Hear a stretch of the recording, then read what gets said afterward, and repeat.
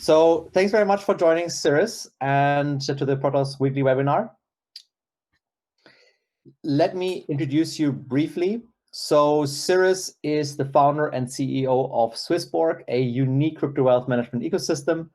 He's a multicultural fintech professional with more than a decade of experience in asset management and algorithmic trading. He has applied his analytical skills towards building his blockchain-based platform that has successfully raised 50 million Swiss francs during his last ICO. And today, Swissborg has created an education app and wealth app with over 120,000 people active, and you have made the top 100 this week. So that is true. Thanks for joining. Thank you, guys. Really, thank you. It's really cool, and thank you, Philip, as well for making this happen. Yeah, super excited.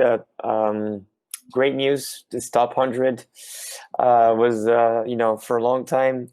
As I always ask a lot of people, and I know I asked you this question, Philip, so you have the answer. But for the other people, out of 10,000 ICOs, guys, how many of these ICOs actually have listed their token? That's the first question. What's the number? I think actually, wasn't it 200,000 ERC? So I think there are 200,000 ERC20 tokens first of all, right? And then Okay. And then probably a couple did obviously their ICOs, and I mean, you tell the story. So you told me this. So, if I remember well, so out of ACO Radar, or no, sorry, CoinSchedule stats, yeah. They said that out of 10,000 ICO projects, actually only 300 have listed on like exchanges that have actually some volume. Yeah. And out of those 300 projects today, there's only like less than 100 that actually have a project still running and have at least a product that has been shipped.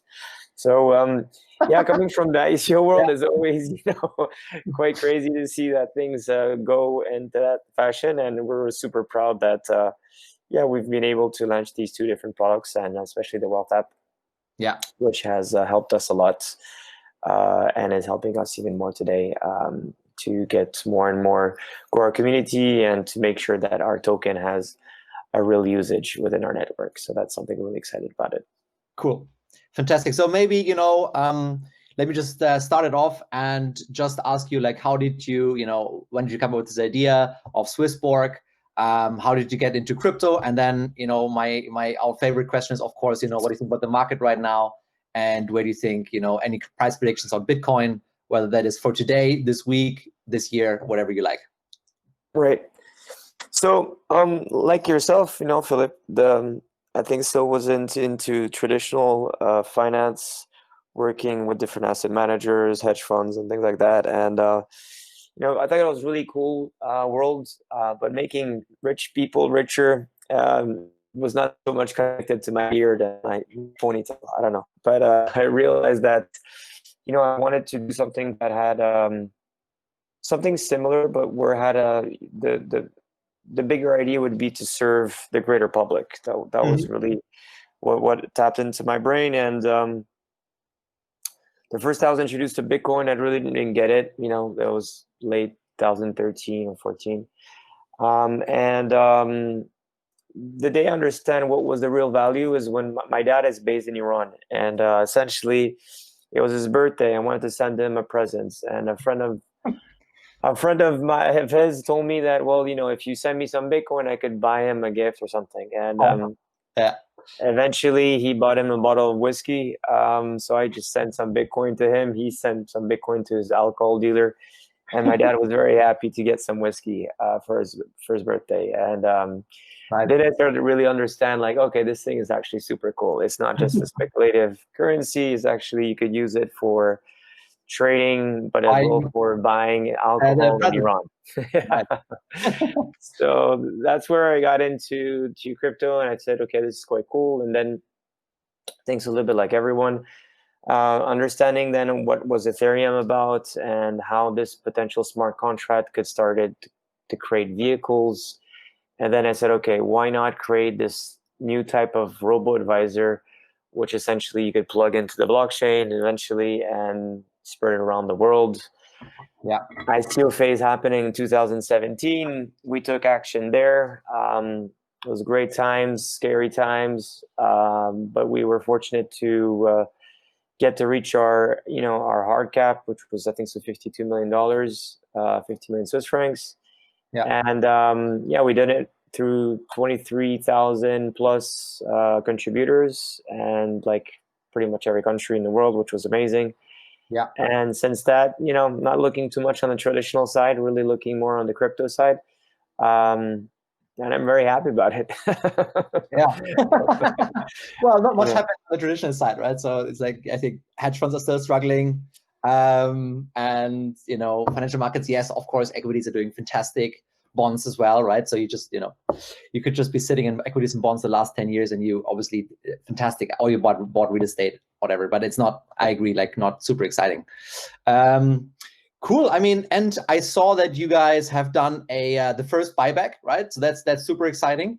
I assume that has also driven up the price, that has brought a lot of attention to you guys.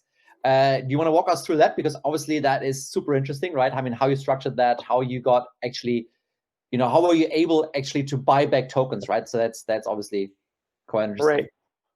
Right. I think so.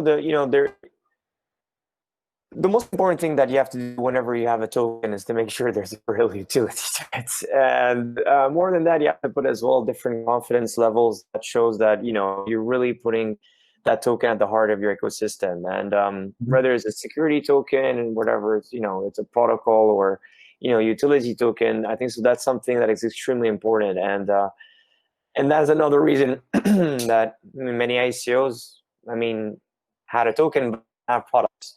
And we don't have products, it's hard to have a real utility to your token. And so maybe just to explain a bit, what we do in terms of token. Mm-hmm.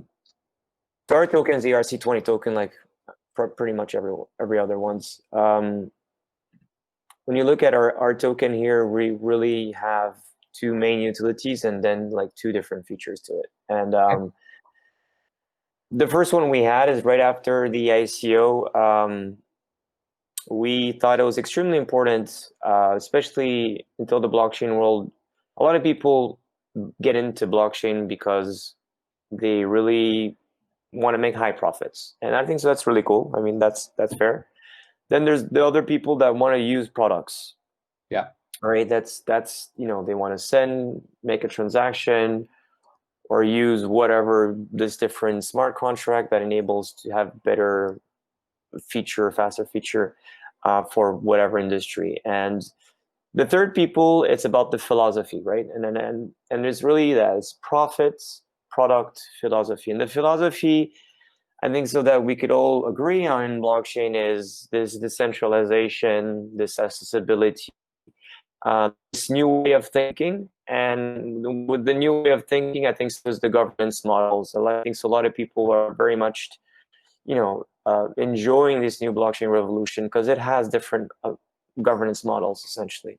Yeah. And from Bitcoin being mined in Iran and North Korea, or to whatever DAI or MakerDAO, which has a lot of different, governance models within it, and creates a very interesting, appealing space for blockchain. And we said, okay, we're in Switzerland, we're called Swissborg. What do we do very well in Switzerland besides chocolate and finance is referendums. This is something we're very, we all know what's a referendum. It's a place where you vote for A, B, C, and D, and you're very happy. So I think the Swiss people know it, but it's not so common in other places of the world, right? So I mean, you really have to understand that in Switzerland, you're really voting on like your local traffic light, right? Do you want a new traffic light there for like $5,000, or you don't want it, right? So they kind of check it, and that's crazy, right? So that's something obviously not very common.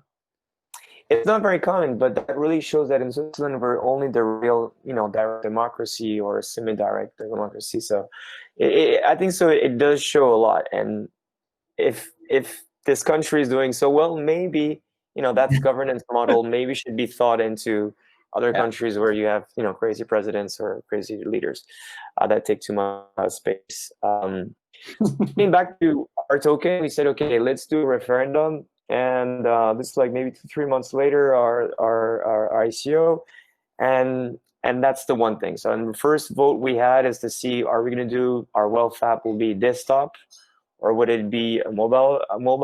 And fortunately or unfortunately, I don't know, mobile won, which changes quite a lot the business itself, because from a mobile you can't do your screen is just much smaller. So you really have to make sure that a cost question, right? I mean, was it something like, web was like whatever X amount and mobile a higher amount, or did you? Yeah, for sure. Desktop is much cheaper. There's no doubt. I mean, we would have shipped it and would probably be able to, deliver it within, the next year or something like that. Where in mobile, it takes a shitload of time, right? Yeah. So, but anyways, I voted for desktop, but mobile won. And the idea behind this voting mechanism that we had, which was totally on the blockchain, was really cool. It's totally transparent. People, we reward them. So each time essentially they vote, we pay them out. There's like a prize pool, and basically on how much voting power you have, you receive then, a percentage of that prize pool. And that was something really cool. So that was like our first DeFi type or blockchain type decentralized, like DAO, almost like a DAO. Getting towards that. And then the second really thing that we put in place is that obviously everyone has been looking at the staking mechanism, and rather it's in proof of stake or it's just utility tokens that enable you to get rewards by staking. And most of all the successful guys done that. And we wanted to do the same, say, okay, how can we reward the people that have our tokens and people don't have our tokens? And we said, okay, let's put up, a price that would be 50,000 CHSB tokens. If you stake them for a year, well, then you have free trading in our wealth app. And nice. So that was really the big thing that happened, and 5,000 for the people who participate in the ICO, because we really wanted to reward people from our ICO as well. So how many of the people how people participate in that? I mean, that stake the 50,000 CHSB? So right now, in the app, if I'm not mistaken, since yesterday now, there's like 1,500 on plus. So we're probably at 10,000, I think so, in total in the wealth app.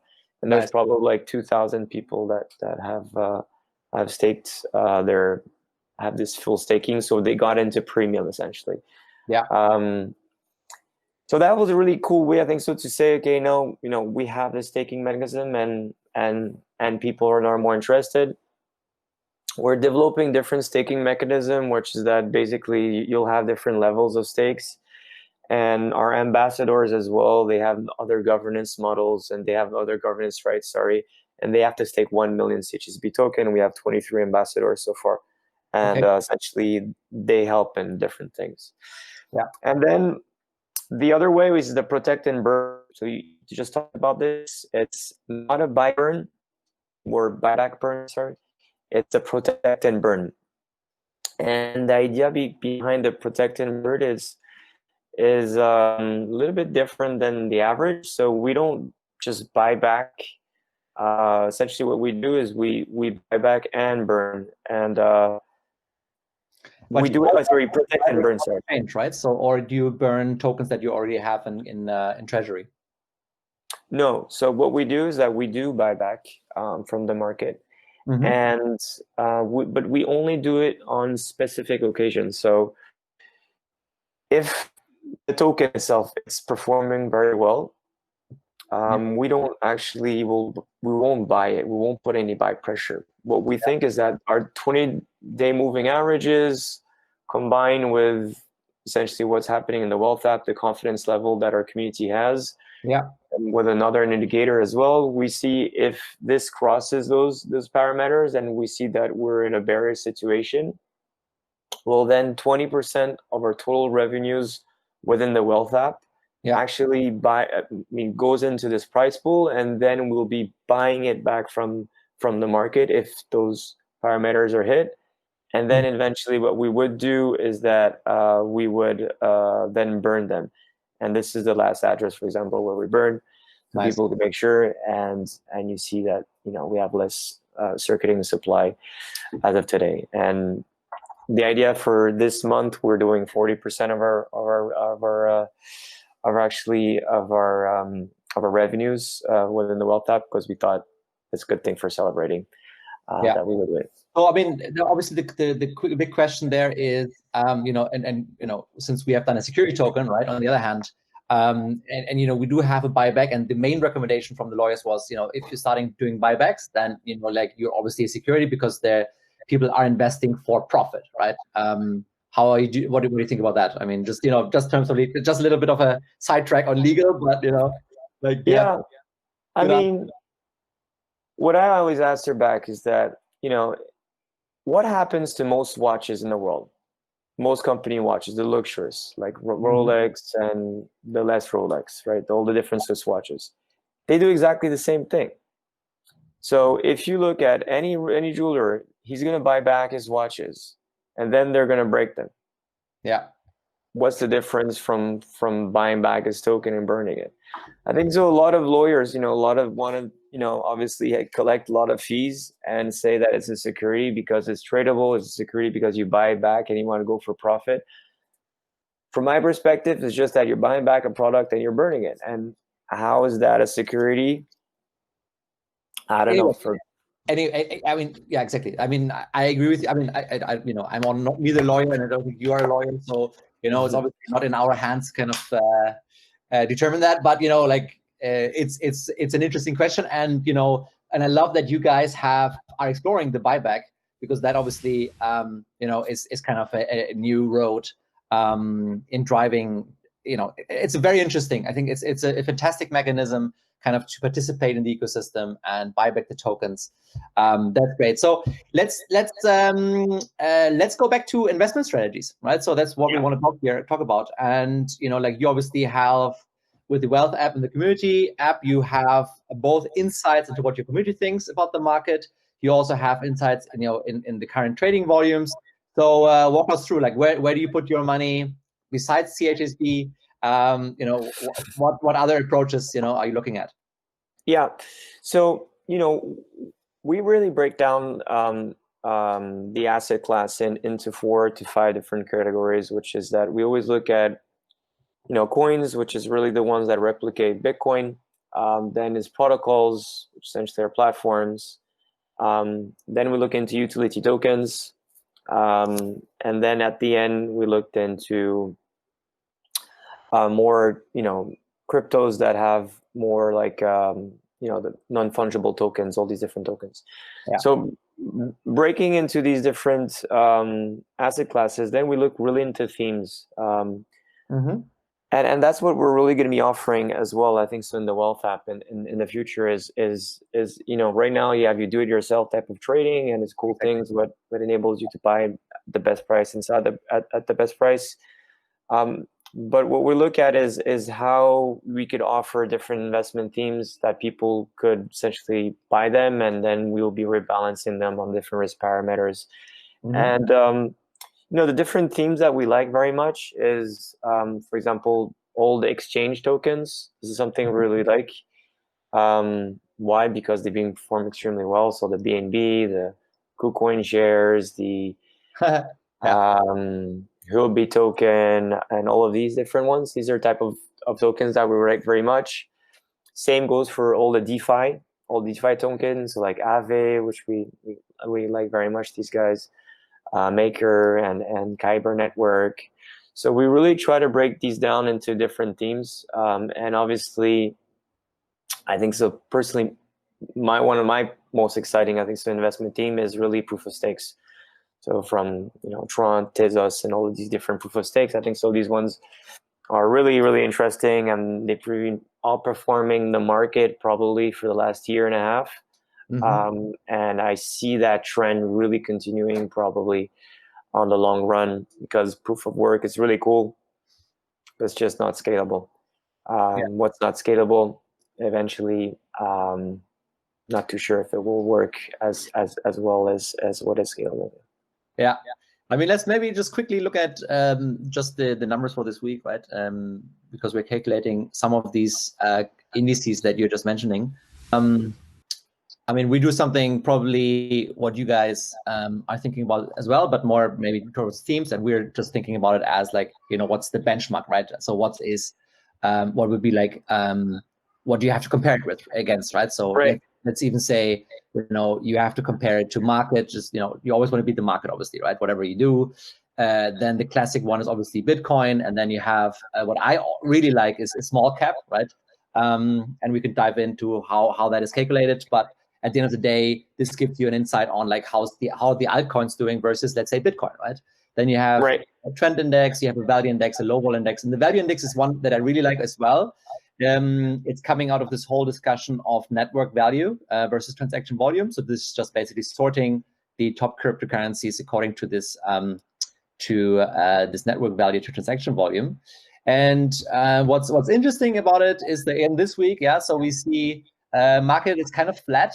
So this is quite. I think it's kind of, I don't know. It's just what it is at the moment, and we don't really see any major deviations, right? So it's kind of like a small cap that's slightly better than Bitcoin, 2.07 versus 1.7, right? So it's not a big difference because if you look at it long term, then it's much harder to see now, obviously. But so this is $1 invested here in 17, and this yellow line is Bitcoin, right? So it's like this was 20,000 and it's down to 53. But what is interesting that the small caps, and this is the green line, outperform massively in the beginning, right? And this is what we remember, right? This is when you and me started doing an ICO, right? And this was the craze, and Ethereum did extremely well. A lot of ICOs, like were popping up, and small caps, they did extremely well. But then, of course, they got hammered, right? So over this time, and if you look at it now, you see that small caps are actually behind Bitcoin now, right? So over the last 2 years,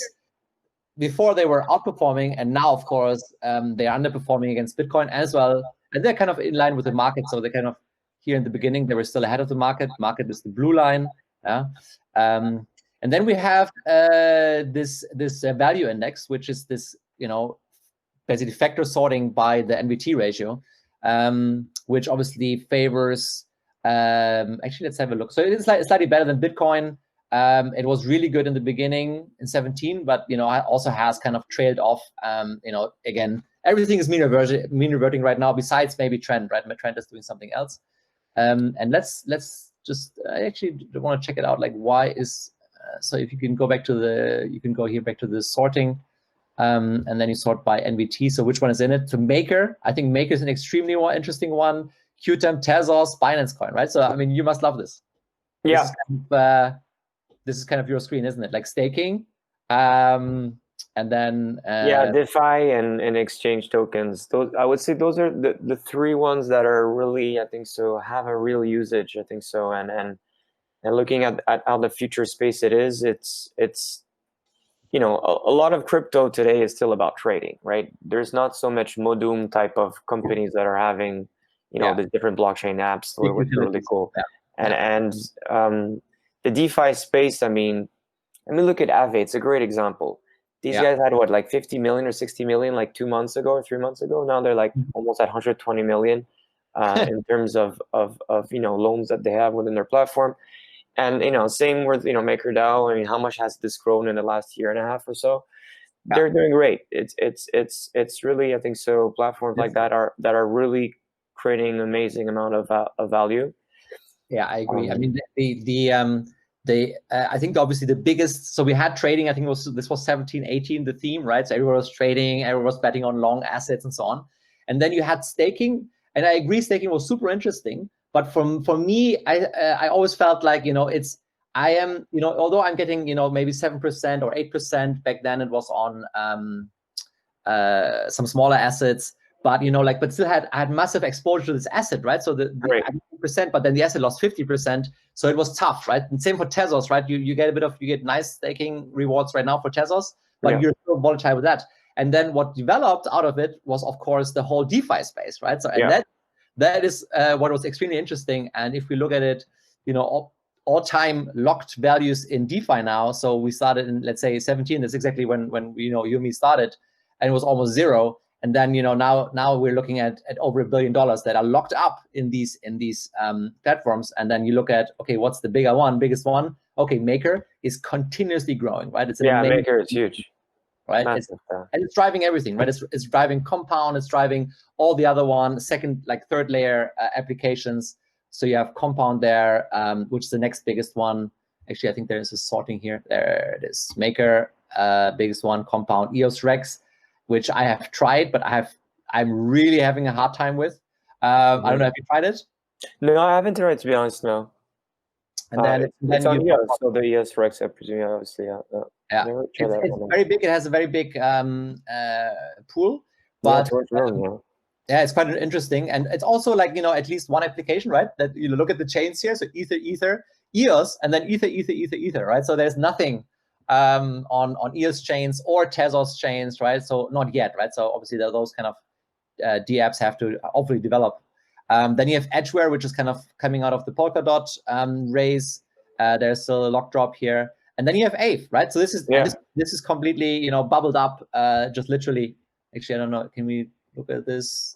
Oh yeah, here it is, right? So it just kind of popped up from 60 million over close to 100 million just now, right? So that's obviously, it's an amazing platform.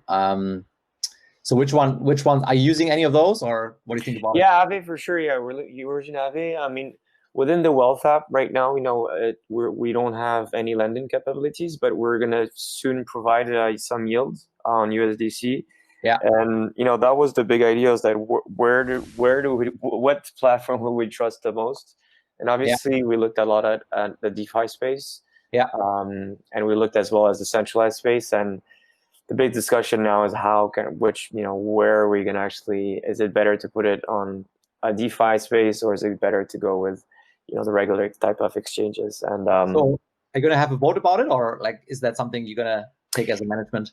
Yeah, I don't know. It's still we're still cooking inside. We're trying to see what will be the best. But obviously, you know, there's some centralized exchange like Binance. We're quite confident that you could, you know, lend that money over there, and yeah, but the rates are not that great, right? I mean, if you lend out the crypto assets, you're gonna get whatever 2-3%, yeah, a year. You know, quite frankly, I mean, no, we could get better. No, you could probably 8% in Binance right now. Okay. I mean, it's not as good. It's not as good, and it's usually 3 months the max that you can lend. Yeah. But again, it's, you know, it's like Binance in some way is a little bit like the AAA of crypto to some extent, where you could get pretty much that right now. So yeah, we're still looking at different ones, but obviously there's Celsius that has been, you know, not everyone likes it, but you know, a lot of people are working with it because they have a cool API which works quite well. So it's always comfort, security, and yield. You really have to make, and philosophy, right? Yeah, which is what we always try to price in. Yeah, cool. So, but I think it sounds like, you know, you guys are on a great track, right? You have the Wealth app running. You have people staking your tokens. You know, your token back up to in the top 100. I think, you know, adding a lending product to it is obviously a no-brainer, right? Because that's the classic banking offering. So anything else, like, you know, like what else? What other plans do you have? Like, you just talked about the Wealth app and maybe some trading strategies, but that's further down the line, or when is that gonna happen? Yeah. So I mean, right now, maybe if I just will show quickly my screen. And actually, I'll wrap up now and then open for everybody else to ask some more questions. So, you know, within our Wealth app here, you know, when you want to learn essentially anything about the crypto we have, let's say this case, you want to learn about Swissborg, there's a lot of different videos, but there's as well these different indicators, and these different indicators are different. One is cyber predictor, the other one's called the Swissborg indicator, and the last one is called the community sentiment. And then essentially it helps you to see if you know, what's the resistance, what's the support, and what's the resistance. Nice. And the cyber predictor essentially it gives you some indication regarding price, volatility, volume, all that combined with some trend indicator. And then you have the Swissborg indicator, which is more or less a combination of MACD, different moving averages, RSI. And in this example, it really tries to help people to see if you should sell or not. Your position right now is a bit confused, doesn't know where to go. It's bearish and bullish at the same time, but that means it's going on hold. And if you want to go into it, the cool thing, I don't have 100 francs. Our proximity service to matter section. Okay, seconds. Why is it not working? Okay. I think you don't have enough Swiss francs. You need more Swiss francs. I need more Swiss francs. Sorry. I think it said you have like 13 Oh cents. yeah, I don't have enough cash anymore. Okay, sorry about that. Do the other way. Sell it. Never sell, man. Never sell. The really cool thing about the community, the wealth app, is that essentially there's no pair like that in the world. And what you see is that we have a smart engine that's connected to multiple different exchanges. In this case, it always tries to look at the best routes, and it goes from Swiss francs to essentially CHSB. And we see that this is done in 3 different routes, which is currency cloud, 40 francs to dollars, then from LMAX to dollars for the Bitcoin, and eventually from Bitcoin to Swissborg token. Awesome. And all that done in 0.2 seconds, which I think is really cool. For sure. And that we can do that on any different type of, essentially crypto that we want to link into it, which is really good. And getting to strategies. So we have some strategies internal, which we're running, and the idea is that we always want to manage them for at least a year. And when we think that the strategy is good, we would like them to implement it within the wealth app. And then the idea is to let people, buy into different investment themes. People don't buy a NAV, or at least don't buy a security token. They literally would be buying a strategy. And it's having multiple managed accounts for, nice. What amount of people are using it. And that's really where we're heading. Obviously, the big idea as well is to eventually bring you guys in. That's, it's going to take some time, but, whoever has a great investment strategy, we would love to open a bit our platform to investment managers that are really good and really qualified. That's something that we really want to do on the longer run. Yeah. And I think so. It's extremely important to always will have that, sort of decentralization within Swissborg as well. Yeah, I mean, exactly right. I mean, that's something that we're extremely excited to work with you guys, for sure. That's became our main business by now, right? So kind of work in client accounts directly on exchanges. So we implement basically all these different niches and bespoke tailor-made strategies directly in those apps. And and we're connected now to, I think 15 different exchanges. And it would be cool to get you guys on it as well. Yep. Cool. So let me open this up.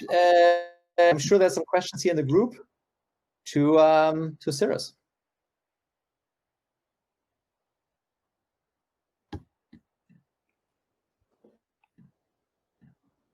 Sure. I'll just go for it then. Hi there, it's me again, Connor. I was just so you're heading towards then FINMA certification, I guess, or are you in the midst of that wonderful process? Yeah, always love market regulators, of course. So right now we have VQF. So like many other of us, I think so. We're affiliated with the VQF. We're about to go through LSFIN, which that's going to be quite fun. Then in Estonia, so that's mainly with these 2 different licenses, which is one for crypto custody, and the other one's for final exchange. So if we go from fiat to crypto, for sure, the idea is to going forward to see how we're going to play this out in Switzerland. There's, I was told, maybe a new crypto license that's coming up. That's something I haven't heard from the FINMA itself, but I heard from different other lawyers that said that this might happen, that there will be essentially a crypto license. If it's not the case, we're looking at perhaps a security broker dealer license as well. Like that, we could maybe start to offer eventually some security tokens. Mhm. And I think so that could be something that could be really interesting for the longer run. Yeah. Have you seen? I think it was a few days ago that because you just mentioned Estonia, because I think a lot of people went to Estonia because it was kind of easy to get licensed there, and there was like a few days ago they retracted something like a few hundred licenses at once. Yeah, 500 Yeah. licenses, I think so. There you go. The magic number. Yeah, there you go. But So I was wondering, I mean, that might be I wonder how that's going to have an effect in future on people, opening businesses, obviously. I think so. It's like all these regulators. I mean, we were in Malta, and I know maybe Fabio, you guys are maybe still in Malta, so I have nothing bad to say against Malta, but I didn't really get the process with them, if I say, to be honest. The local authorities over there, we had this first license, and we were, the VFA Act License 3. But then it went really complicated with them. Estonia, on the other part, was like super. I mean, it took us 1 year to get this license in Malta. It took us like 1 month to get it in Estonia. Wow. And or maybe 2 months, I don't know, but it was very short.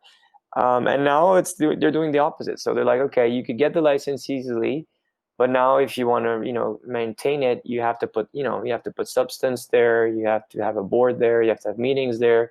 You have to essentially have a KYC, a compliance officer over there, and I think so that's completely normal. And that's what we have. We have a team of not only 3 persons, but, by the end of the summer, probably there'll be like 5 people over there sitting.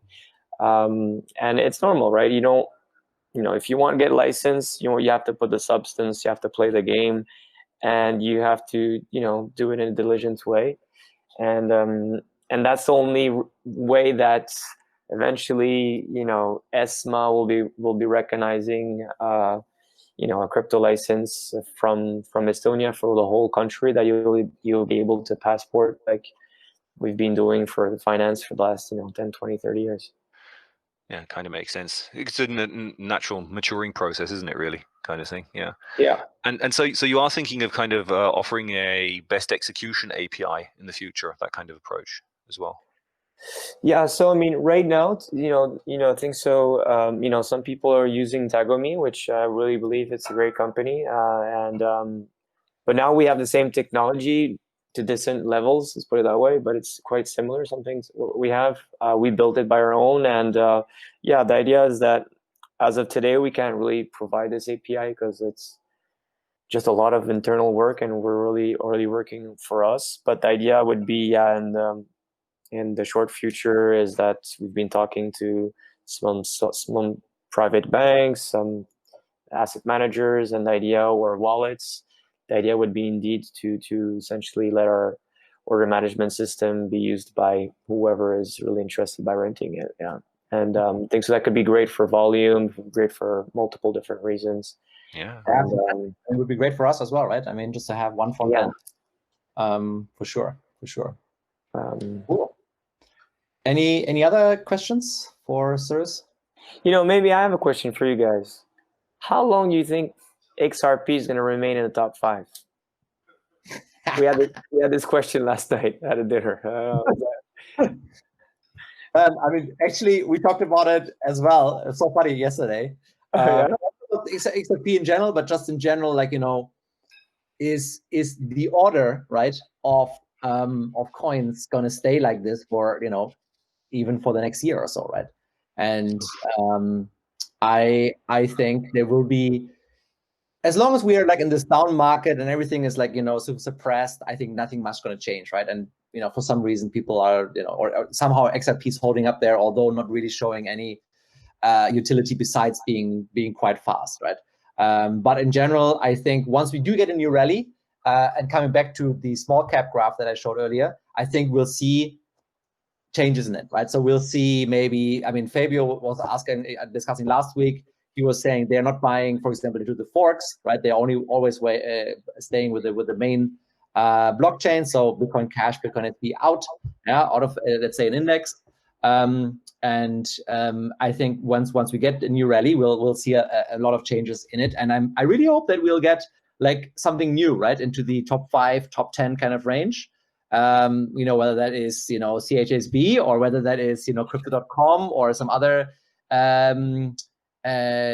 exchange, for example, Binance, right? I mean, they're kind of trading off. They had, of course, a great run, but the token itself is kind of slacking. And I'm really interested that, Bitcoin Cash, Bitcoin SV, although they have all this bad publicity sometimes, they're holding really well. Litecoin as well, right? And Litecoin is such an old blockchain. Yeah. And the features, like it's the same feature, right, as 5 years ago, and it's still there, right? So, but I think, at least for me, I think we'll see a change in it. And XRP for me doesn't offer too much of new features. So I mean, I'm wondering whether there's maybe somebody else coming in with new features that gonna come in. So what was your conclusion? Yeah, I mean, right now we're going to be listing a lot of different tokens, on our Wealth Hub. We just did USDC. Next week we're doing Paxos Gold for multiple reasons, because I think so. Paxos, the company itself, I think so. It's really amazing. It's great to have those partners with us, but as well the fact of having gold, I think so for wealth management, you guys all know. And we're always trying to see, what are the projects we want to bring in, right? We don't want to list 1,000 tokens. We still want to really do some intensive due diligence on the team, the token, the philosophy behind the company, and recently it was everyone in. There was a few people on the side, on the product team, who saying, no, but guys, we should list Litecoin, we should list Ripple. Yeah, I'm like, come on, guys, this is fucking useless. I mean, but it's top 4, man. I mean, like I know it is true, but if you have to probably do top 10, like that's just the way it is, right? Right. Yeah, go for it, Connor. Sorry. Yeah, no, I mean, my opinion on that, is USDT. That's very high as well, isn't it? But I mean, I don't know if I touch it with a barge pole, to be honest, until they audit. Yeah. Well, and I think a good question is what happens to the market if something happens with them. That's what I'm kind of wonder. Yeah, that would. I mean, so they're still getting precedent charges, right, for what happened in 2017 and 18. But the thing is that now it's that big. It's that big USDT, which is, I mean, it's true. If there was really something bad happening to them, that would really hurt a lot the market. Yeah. But it's that there's so much volume now today from that, which is it's by far the biggest volume, right? I mean, like it's and I think you can say everything about them, but I think one thing is they have proven themselves, right? Even in these massive sell-offs of 90% in Bitcoin, right? They have held, yes, the coin moved between like 95 and 105, right? But it didn't drop to 50. So whatever they did, it's really working, right? And just tell me one more market in the world that lost 90%, and stuff didn't break. Like, I mean, the fragile stuff, fragile stuff breaks, right? Usually. So I think, they have done a really good job. I mean, whatever they did, and it's sketchy for sure, right? The news, I mean, at least what I'm reading is not great. But on the other hand, they have now, they're based on Omni network, they are based on ERC20 network, they are based on Tron network. And I'm sure they're going to come out with, the other ones as well, EOS, whatever. EOS, right? Tezos, or whatever, yeah, for sure. And I think so. That's really what we try to do. Is really to bring in these best different projects, and obviously we probably will have the bigger guys. It's just that as Bitcoin, I see like the first type of religion, so it will be here forever, right? Even it's not maybe the biggest one. Eventually, it's the first religious, first God came in. But then for the other ones, I'm not really sure, and obviously, we'll see how things goes. But this is really what we're trying, and there's a lot of cool projects that we'll probably be listing, and hopefully we'll do a lot of different referendums, see the community what they think about it. And the last theme I forgot to talk about, which we like very much, is gaming. So anything regarding gaming or sports, started gaming, like project like Chili's or things like that, I think so. It's really cool. Big fan of Engine, and how these guys are really bringing NFT tokens into all their different video games. So these are really the type of projects we really, really, really, really like. Cool. Because they have a strong community and have a strong use case as well. And the Yeah. more archaic, I mean, the older type of networks, I'm not too sure. I'm pretty sure Ripple is going to always do fantastically well in terms of corporate, but I'm not really sure how this XRP is gonna take over the world if it's not being used so much today. Well, I mean, let's see, right? They have a lot of Yeah. cash, so I think it's going to be an interesting battle. But let's wrap up here. And thanks very much, Cyrus, for joining, especially in this big week where you made the top 100. Yeah. So congratulations on that again. Thank you so much. Talk to you soon, everybody. Bye-bye.